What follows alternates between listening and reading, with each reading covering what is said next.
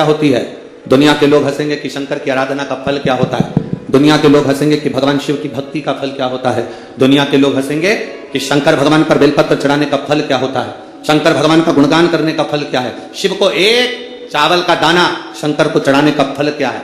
एक बार मुख से पंचाक्षर मंत्र नमः शिवाय, षडाक्षर मंत्र ओम नमः शिवाय, श्री शिवाय नमस्तुभ्यम बोलने का फल क्या है। ये दुनिया के लोग हंसते हैं, पर जितने लोग हंसते हैं हम उनसे कहते हैं ये इतने जो पत्र यहाँ पर इकट्ठे होते हैं, थोड़े यहाँ रखें, आज पहले दिन यहाँ पर इतने पत्र, ये पत्र अलग। इन पत्रों को कभी मौका मिले और जिसके मन में संशय हो कि शंकर करता क्या है, उसको एक बार इन पत्रों में कहीं ना कहीं इनका मोबाइल नंबर भी रहता है, इनका एड्रेस भी रहता है, तो उसको पढ़ा करो कि इन पत्रों से हमको ये मालूम पड़ता है कि शिव करता क्या है। देवता देते हैं पल्ला झाड़ कर और महादेव देते हैं छप्पर फाड़ कर। मेरा शंकर कभी कम नहीं देता, मेरा वो घड़दानी देता है तो छप्पर फाड़ कर देता है। चोर चोरी करने के लिए शिव जी के मंदिर में जाता है, अपना कपड़ा जलाकर उजाला कर कर चोरी का सामान ढूंढता है। शिव कृपा कर कर उसको कुबेर बना देते हैं। जो कुबेर की कुर्सी पर बैठा वो वही चोर है जो शंकर के मंदिर में चोरी करने गया था, पर शिव ने कृपा कर, वो घड़ी ने कृपा कर।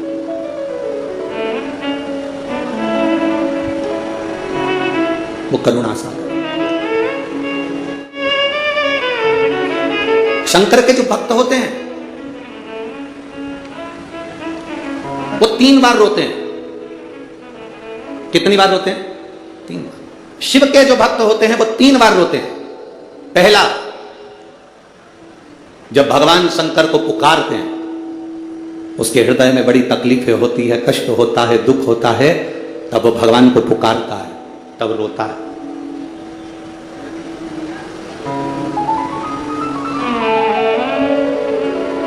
शिव के भक्त 3 बार रोते हैं। पहला, जब वो बाबा को पुकारता है दुख की घड़ी में, कष्ट की घड़ी में, तकलीफ की घड़ी में, तब वो बाबा को पुकारता है, तब रोता है। दूसरी बार, शिव का भक्त जब बाबा नहीं सुनते, बाबा नहीं आते, उसका दुख जब समाप्त नहीं होता और भगवान जब आते नहीं, उसका दुख जाता नहीं, शंकर का भक्त फिर रोता है। शिव के भक्त 3 बार रोते हैं। एक बार भगवान को पुकारते हैं तब, दूसरा भगवान नहीं आता तब, और तीसरी बार शंकर के भक्त तब रोते हैं जब भगवान मिल जाते हैं और उसका कार्य जब पूर्ण हो जाता है, तब भी वो रोता है, तब भी रोता है। शंकर के भक्त 3 बार रोते हैं। पहली बार जब भगवान को पुकारेगा तब रोएगा, दूसरी बार जब भगवान नहीं आएंगे तब रोएगा, और तीसरी बार जब भगवान आ जाएंगे तब रोएगा। तीसरी बार इसलिए रोता है कि मेरे जैसे पापी पर भी तूने कृपा कर दी। मैंने सोचा नहीं था कि मेरा महादेव एक लोटे जल से प्रसन्न हो जाता है और मेरे ऊपर करुणा कर देता है, तब भी रोता है, तब भी। बस आपका भरोसा, आपका विश्वास दृढ़ होना चाहिए, और जितना विश्वास, जितना भरोसा आपका पक्का होगा, उतना परमात्मा को मिलने में देरी नहीं होगी।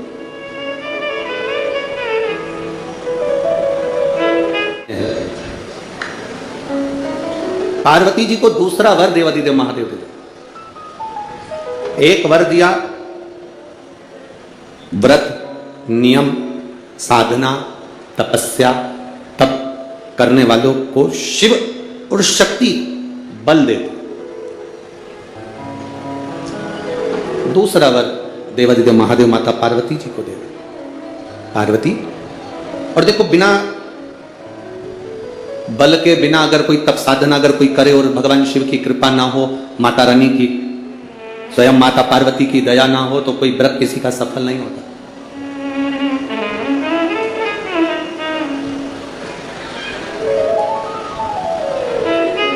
राजा प्रसेनजीत की 2 बेटी थी। एक का नाम था नेनुका और दूसरे का नाम था रेणुका। कितनी बेटियां? जम के बोलो जरा। 2। पहली का नाम क्या है? नेनुका, ना, एन, नेनुका पहली का नाम, और दूसरी का रेणुका, आर, रा, रेणुका। राजा प्रसेनजीत की 2 बेटी है, एक नेनुका है, दूसरी रेणुका। नागपुर में भी कहीं ना कहीं रेणुका माता का मंदिर होगा, है? अच्छा, एक का नाम है नेनुका, दूसरी का नाम है रेणुका। अब देखिए तप का बल कैसे प्राप्त होता है। दोनों देवियों में विचार करिए, ये दोनों राजा प्रसेनजीत की दोनों बेटी है, रेणुका और नेनुका, ये दोनों बेटी राजा प्रसेनजीत।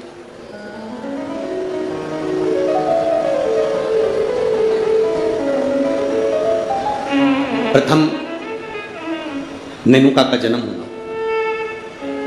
और नेनुका का जब जन्म हुआ तब नेनुका उस जन्म को पाने के बाद में अपने राजसी कार्य में अपने पिता के साथ में रहने लगी, कार्य करने लगी। दूसरे नंबर पर आई है रेणुका। रेणुका का जब से जन्म हुआ, जब से रेणुका जन्मी, उस दिन से उसने केवल अपनी मां रेणु से एक बात सीख ली कि जो कुछ मिलेगा वो अपने कर्म से मिलेगा, जो कुछ मिलेगा वो अपनी मेहनत से मिलेगा। इसलिए मत बुरे कर्म कर बंदे वरना पछताएगा, भगवान की आंखों से तू बच नहीं पाएगा, तू बच नहीं पाएगा। हम जिस कर्म को करें उस कर्म के बल पर हमें प्राप्ति हो। एक पत्र आया है, देखिए।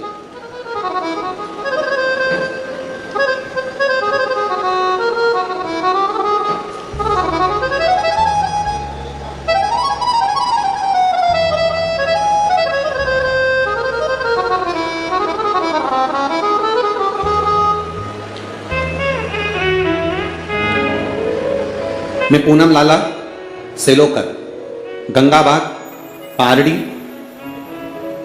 गंगाबाग पारड़ी है, पारड़ी नागपुर, कहीं बैठी हो तो अपने हाथ हिला सकती हैं। मैं पूनम लाला सेलोकर, गंगाबाग पारड़ी नागपुर की निवासी हूँ। कहीं बैठी हो तो अपना हाथ हिला सकती हैं, जहाँ कहीं भी बैठी हो। मेरा मोबाइल नंबर यह है। मेरी शादी को 12 साल हो गए थे गुरुदेव, संतान का सुख नहीं था। मैंने नागपुर के सारे डॉक्टरों को दिखाया और डॉक्टरों के हिसाब से उन्होंने कहा था कि तुम्हें संतान कभी नहीं होगी। सारे इलाज की रिपोर्टें भी मेरे पास में हैं। क्यों? उसका कारण यह था कि मेरे गर्भाशय में 12 mm की गठान हो गई थी, और 12 mm की गठान बहुत बड़ी गठान होती है गुरुदेव। डॉक्टरों ने कहा कि इसका ऑपरेशन कर भी देंगे तो तुम्हारी बच्चादानी में गर्भ नहीं ठहर सकता, तुम्हारे बच्चा नहीं हो सकता। तब मेरी दीदी ने कहा, आस्था चैनल पर कथा आती है, कभी 1 बजे कभी 2 बजे आती है, उस कथा को श्रवण करो। मैंने 2022 में कथा श्रवण करना प्रारंभ करा। आपने पशुपतिनाथ के व्रत का वर्णन किया। 12 साल तक मेरे यहां औलाद नहीं हुई गुरुदेव। जब 12 साल संतान नहीं हुई तब पशुपति व्रत करना प्रारंभ करा। सफेद आंकड़े की जड़ का प्रयोग किया, और सफेद आंकड़े की जड़ को मैंने कमर में बांध भगवान शिव का भजन करना प्रारंभ करा। आपने पीपल के पत्ते का जो उपाय बताया वो मैंने किया, और गुड़ियारी रायपुर की कथा मैंने टीवी पर आसन लगाकर सामने टीवी को चालू कर पूरी कथा गुड़ियारी रायपुर की सुनी, और बाबा की कृपा से उसी महीने में मेरा गर्भ ठहर गया, और 17 जून 2023 को मुझे पुत्र रत्न की प्राप्ति हुई है। मैं बाबा को यहां प्रणाम करने आई हूं। कहीं बैठी हैं क्या? बच्चा लाए हैं? बच्चा लाए हो ले आओ, अगर लाए हो तो लेकर आ सकते हो। गुरुदेव, डॉक्टर के हिसाब से मेरे यहां कभी संतान का सुख नहीं था, उनके हिसाब से मुझे औलाद नहीं हो सकती थी, पर बाबा देवादिदेव महादेव पर जो विश्वास किया, भरोसा किया, जल चढ़ाया, जल का आचमन किया, ये शिव की कृपा से मुझे संतान की प्राप्ति हुई। ये शिव कथा। एक पत्र और बड़ा सुंदर आया, देखिए।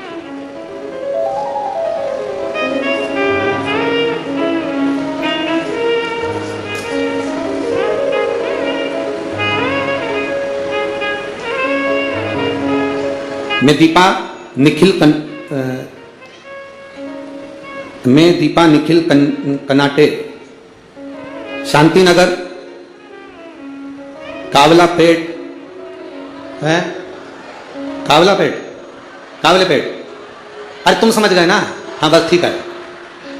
नागपुर मेरा प्लाट नंबर 143। बहुत जोरदार। कहीं बैठी हैं? कहीं बैठी हो तो हाथ हिला सकती हैं। कहीं पर बैठे हो तो हाथ हिला सकती हैं। मैं दीपा निखिल कनाटे, शांति नगर, समझ जाओ, ठीक है। हाँ, कावलापेट नागपुर, मेरा प्लाट नंबर 143। गुरुदेव, मैं बाबा का क्या गुणगान करूं? मेरी शादी को कई साल निकल गए, संतान का सुख नहीं था गुरुदेव।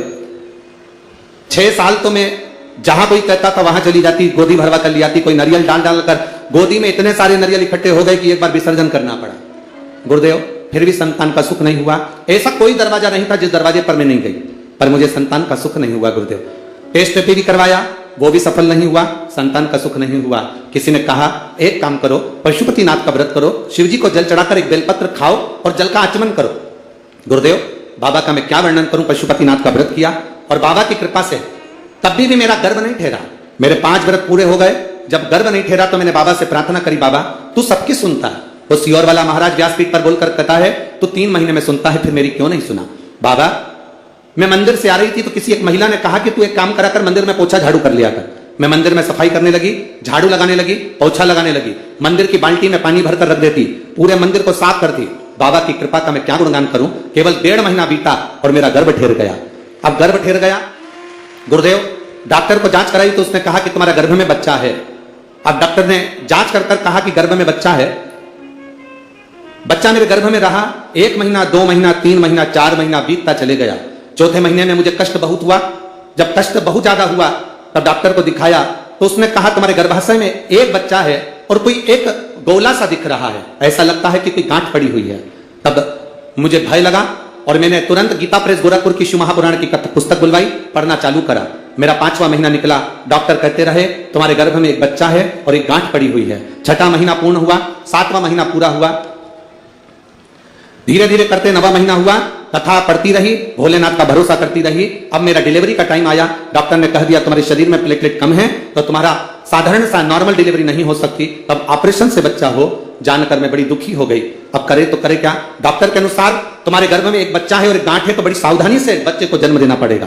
तब क्या कहूं गुरुदेव, बाबा तो बाबा है। आप कहते हो भगवान देता है पल्ला झाड़कर, महादेव देता है चप्पर फाड़कर। बाबा ने मुझे 2 संतान प्रदान कर दी। जो डॉक्टर कहता था केवल एक गठान है, वो 2 संतान दिए। मैं दोनों बच्चों को लेकर यहां आई हूं गुरुदेव, आपका आशीर्वाद मिले। कहीं बैठी हैं?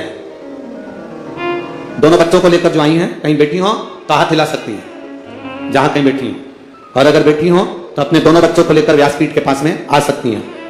मैं दीपा, निखिल, कनाटे, शांतिनगर, ठीक है, कावलापेट, नागपुर, मेरा प्लाट नंबर 143। श्री शिवाय नमस्ते। ये शिव तत्व है, औघड़ी है शंभु, कालदर्शी है। अरे महाराज, अरे लुटा दिया भंडार,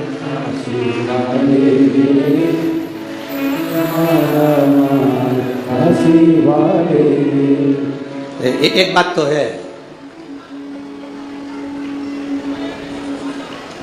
जितने लोग कथा सुनने आए हैं तुम पूरे की पूरे भजन याद करके आए हो। पक्का बहुत बहुत साधुवाद। और एक बात तो है, विदर्भ विदर्भ है और नागपुर नागपुर है।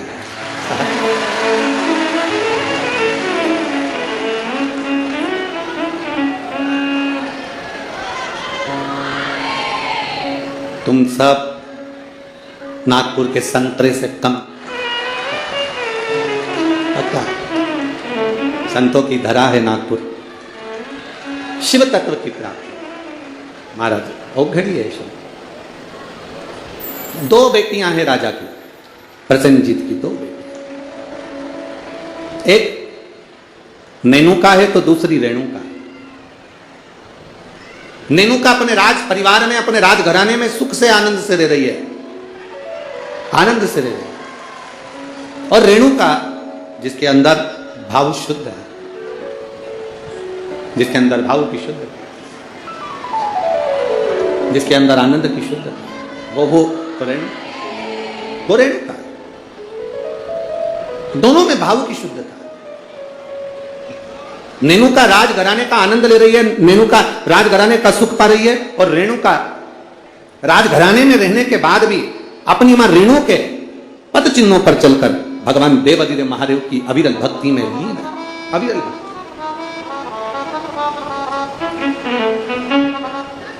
शिव भक्ति में लीन है वो। समय जाता जाता है,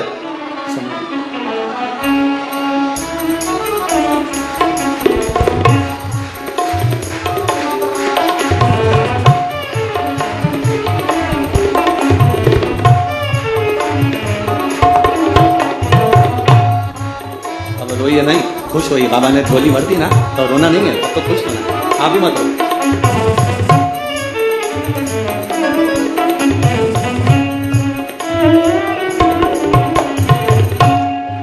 अभी तो रोने का समय गया, अब तो खुश होना। दोनों जने अच्छे से खुश होकर जाओ, रो के नहीं जाना। बाबा के दरबार से गोदी भर कर जा रहे हो, क्या चाहिए इससे बढ़कर सब क्या। दोनों खुश हो। हरे लुटा दिया भंडार का कर दिया मारा। ये शिव भक्ति है, शंकर की उद्धार। शिव उघड़ी है। जहां डॉक्टर ने कह दिया था कि नहीं होगा बच्चा, संतान का सुख नहीं है तुम्हारे जीवन में, वहां देने वाला कोई साधारण नहीं है। वो त्रिकालदर्शी, वो कैलाशी, वो अविनाशी शिव है, शंभु है, वो सहज नहीं है। शिव कथा कथी है, भगवान देवादिदेव महादेव का चरित्र कथा। शिव महापुराण की कथा कथी है। एक दिन राजा प्रसेनजीत ने अपनी दोनों बेटियों को बुलाया और दोनों बेटियां जब धीरे धीरे बड़ी हो गई, बड़ी होने के बाद अपनी बेटियों से पूछा, बताओ बेटियों, तुम्हारा भरण पोषण करने वाला कौन है? तुम्हारी भंडार भरने वाला, तुम्हारा भरण पोषण करने वाला, तुमको रखने वाला, संभालने वाला कौन है? बोलो।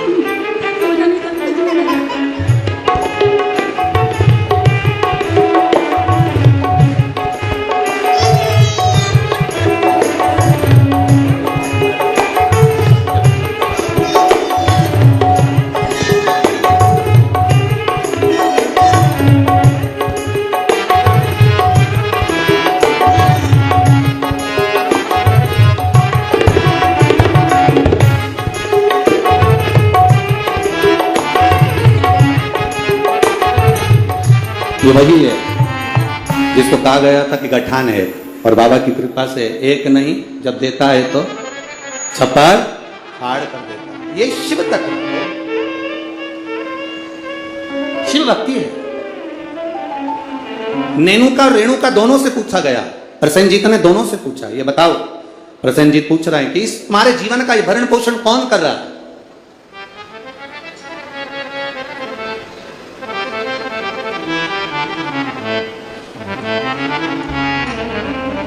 नेनुका ने कहा, पिताजी मेरे जीवन का भरण पोषण आप कर रहे हो, मेरे जीवन को चलाने वाले आप हो, भरण पोषण करने वाले आप हो। अब राजा प्रसेनजीत ने अपनी बेटी रेणुका से पूछा, रेणुका तू बता कि ये भरण पोषण तेरा कौन कर रहा है? रेणुका कहती है, पिताजी ये तो सब जो कर रहे हैं वो भोलेनाथ कर रहे हैं, जो लिखा ललाट पर वो मिल रहा है, जो लिखा, जो ललाट पर लिख दिया वो मुझे मिल रहा। दुख लिखा, सुख लिखा, अच्छा लिखा, बुरा लिखा, जो उसने लिखा वो मुझे मिल रहा। जो लिखा ललाट पर वो मुझे मिला।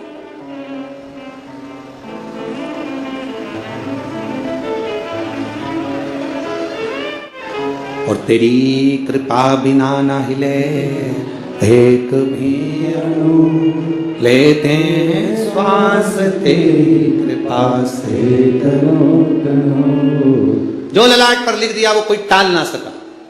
हां, ललाट पर लिखा हुआ अगर कोई टाल सकता है तो केवल एक है, वो देव अधिदेव महादेव, वो टाल सकता है। एक पत्र आया है, देखिए उस पत्र में उसने लिखा, मैं दीपिका अविनाश ठाकुर रामटेक से हूं। कहीं बैठी हैं? बैठी हो तो हाथ हिला सकती हैं। आप ही हैं? दोनों हाथ हिला दो एक बार। हाँ, श्री शिवाय नमस्तुभ्यं। मैं दीपिका अविनाश ठाकुर रामटेक से हूं। मेरे बाबा के 3 अनुभव में बताना चाहती हूं। गुरुदेव मैं क्या वर्णन करूं। मेरी मामी को, जो रजनी बेस रामटेक में है, उनको कैंसर हो गया, और कैंसर होने के बाद में उनका नागपुर में इलाज चला। नागपुर से इलाज कराने के बाद उनको दिल्ली ले गए। दिल्ली ले गए तभी भी उनका कैंसर ठीक होने को नहीं। गुरुदेव अब करे तो करे क्या। तब बाबा देवादिदेव महादेव पर विश्वास रखकर दिल्ली से दिखाने के बाद में वो ऑपरेशन का बोले पर हम उनको लेकर आए और गुरुदेव शिवजी पे चढ़ी हुई बेलपत्र उनको खाने के लिए देने लगे, शंकर पर चढ़ा हुआ जल उनको पीने के लिए देने लगे। मैं बाबा का क्या गुणगान करूं गुरुदेव। आज बाबा की कृपा से जो मेरी मामी जी को कैंसर हो गया था वो पूर्ण तरह से ठीक है, इसलिए मैं बाबा को यहां नमन करने के लिए। आराम है बाबू, दोनों हाथ हिला दो एक बार। श्री शिवाय नमस्तुभ्यम। गुरुदेव शिव कृपा इसी को कहते हैं। गुरुदेव बाबा जब देता है तो साधारण नहीं देता बाबा। गुरुजी आप कहते हो कि सारी समस्या का एक लोटा जल है हल, पर निवेदन करूं गुरुदेव बेलपत्री में भी वो बल है कि साधारण व्यक्ति उस बेलपत्र को समझ नहीं सकता। ये शिव तत्व की प्राप्ति। बैठिए बहन, शिव वो क्या दे रहा है, क्या कर रहा है, ये उसके ऊपर निर्भर है। नागपुर वालों, आप लोगों को मौका मिला है 5 दिन की कथा का। जितने दिल से, हाँ लोग कहेंगे तुमसे भीड़ बहुत है, बहुत गर्दी है, बहुत भीड़ है, बहुत गर्दी है, तो भी कह देना कि वो हमें जहां जगह मिले वहां बैठकर दिल से जितनी देर मिले उतनी देर की कथा श्रवण कर कर उसको एक बार अपने मन की बात कहकर जरूर जाना। वो 3 महीने में क्या देगा ये उसके ऊपर निर्भर। वो क्या देगा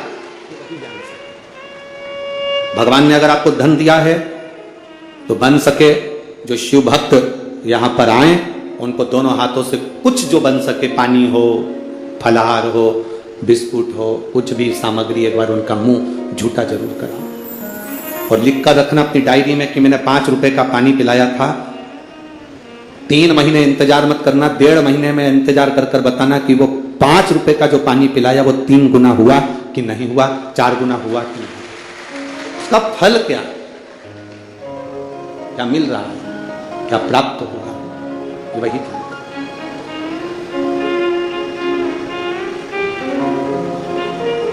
वो क्या प्रदान करता है उसके ऊपर निर्भर है। नेनुका ने कह दिया मेरे पिताजी पालन कर रहे हैं, मेरे पिताजी संभाल रहे हैं, और रेणुका कहती है मेरे पिता नहीं, ये तो भोलेनाथ ने जो जीवन दिया है वो चल रहा है। विचार कर लिया पिताजी ने, दोनों बेटी की शादी करना है। एक बेटी के हृदय में शिव समाया हुआ है, एक बेटी के हृदय में ज्ञान समाया हुआ है, वैराग्य त्याग संत का भाव समाया हुआ है, और दूसरी बेटी के हृदय में जानती है कि मेरे पिता संचालन कर रहे हैं तो इसको कोई राजसी राजा ही इसको परणाएगा। इस बेटी का विवाह किसी राजा के साथ करूंगा, बेटी का विवाह में राजा के साथ करूंगा।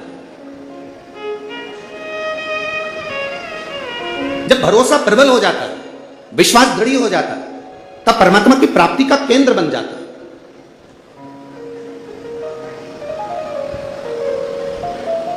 अभी हम आ रहे थे, जब आते आते देखा कि लोग टेंट के बाहर, पंडालों के बाहर लोग धूप में बैठे हुए हैं। बहुत गर्मी है, धूप अपार, पर आप प्रयास करना। 2 बजे कथा चालू हुई, 5 बजे तक चलेगी। 2 बजे से 5 बजे तक जो धूप में बाहर भी बैठे हैं वो अंदाजा लगाकर बैठना कि 2 बजे से 5 बजे तक आपको कहीं धूप दिखी, कहीं धूप नजर आई, कहीं धूप लगी। वो छत्र छाया कर कर बैठता। साधारण नहीं है मेरा शिव, साधारण नहीं मेरा ऊपरी।